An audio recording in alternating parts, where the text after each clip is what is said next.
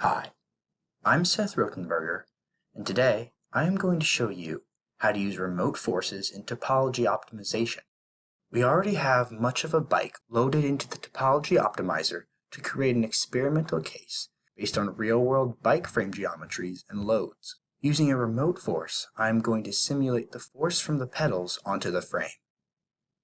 I can simply select the point that the force is at and then connect it to the face that it would act on.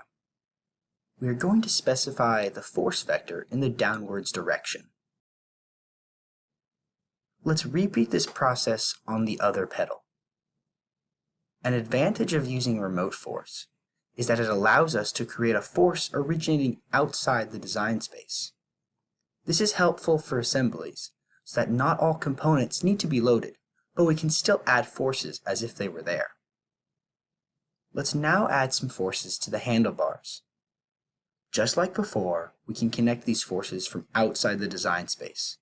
And in this case, we will connect it from the end of the handlebar to the face of the head tube. I'm going to make this force by component, so that it can be representative of someone pushing on the handlebars. Let's make another force on the other side of the handlebars, with the same magnitude and direction as the previous one.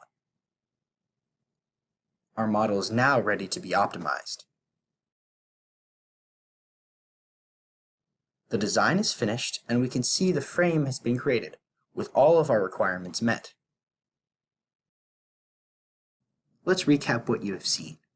You saw me add remote forces from outside of a design space to simulate the force of a person riding a bike. I connected these forces to a face of the bike that it would act on. And finally, we optimized the design. I would like to thank you for your time and attention.